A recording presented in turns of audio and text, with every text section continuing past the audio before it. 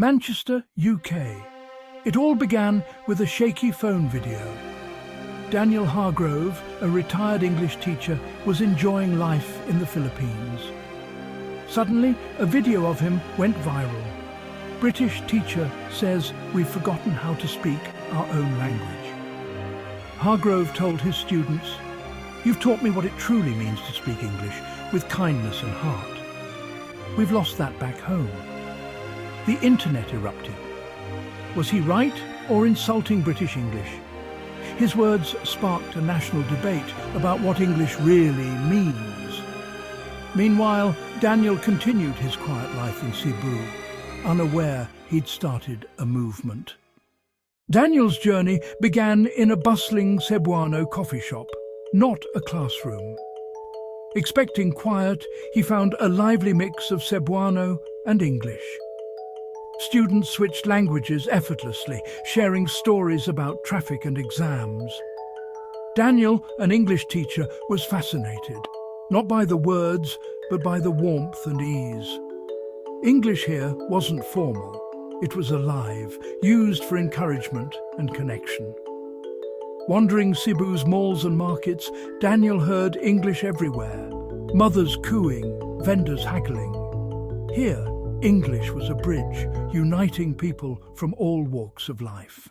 Daniel was captivated by how Filipinos played with English, infusing it with creativity and emotion. He filled a notebook with phrases: all-out support for a dance, savage for a tough exam. Slang and idioms were repurposed with sincerity, not irony. In a teaching session, a student explained, "Hope, so, is like a small prayer." Here, words carried emotional weight. Hope wasn't just a phrase, but a wish for good. English was a living language, shaped by the feelings of its speakers. Even politicians debated with heartfelt appeals, not just clever arguments. Daniel saw that English in the Philippines was a vehicle for the full spectrum of human feeling. It was a language of unfiltered, unapologetic emotion. In contrast, British discourse often felt cynical and adversarial. Daniel's turning point came during a grammar lesson on modal verbs. A student, Luis, asked, "Sir, may I please be excused tomorrow? I will make up for the work for sure." Daniel almost corrected him, but realized the phrasing was deliberate, softer, more respectful. The extra words weren't redundant, they were gestures of reassurance. Daniel felt his rigid teaching framework crumble. He began to learn from his students, asking, "Why do you add po and opo even in English?" "It's a sign of respect, sir," a student explained. English here was filtered through values of respect, family, and community. Daniel realized he'd been a guardian of grammar, forgetting the heart of language. Real communication wasn't about perfection. It was about connection.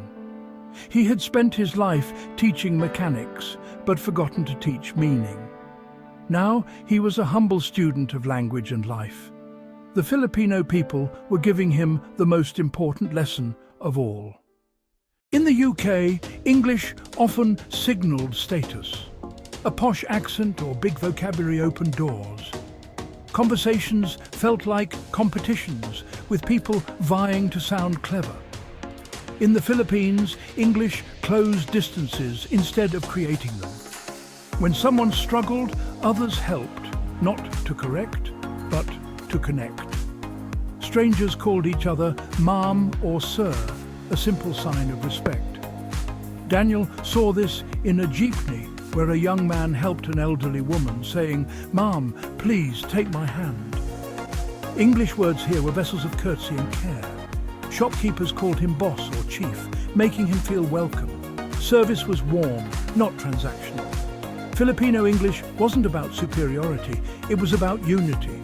It was a we language, not a me language. Group discussions emphasized the collective. Let's find a solution together. The realness of their English came from its proximity to the human heart. One evening, Daniel was invited to dinner at his student Maria's home. He was welcomed with warmth. Maria's grandmother took his hand, her eyes kind. Before the meal, Maria's father prayed in English, blessing Daniel and his family. The dinner was a lively mix of English and Cebuano, filled with genuine interest.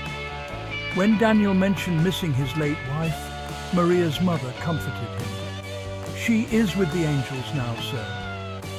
The simple words, spoken with empathy, offered more comfort than any he'd received back home. As he left, Maria's brother gave him a hand-carved bird. "For you, sir, so you won't be lonely." Daniel was moved beyond words. He realized English here was imbued with kapwa, a deep sense of shared identity and empathy. Acts of kindness, moments of prayer, and expressions of care were often in English. It wasn't a cold colonial remnant, but a language filled with local warmth. English was used to check on neighbors, say a prayer, and make a stranger feel like family. Daniel's understanding of language was transformed. He saw English as a primary tool for expressing kindness. Daniel compared the communication styles of his two worlds. In Manchester, conversations were chess matches, reserved, filled with sarcasm and ambiguity. Not bad could mean anything. Emotions were hidden. Filipino English was direct and emotionally open. If someone was happy or grateful, they said it. Politeness in the UK meant not imposing. In the Philippines, it meant engagement and care. Asking, "Have you eaten yet?" was a sign of concern, not intrusion. Daniel realized British politeness could seem cold here. English wasn't a monolith. It adapted to its speakers.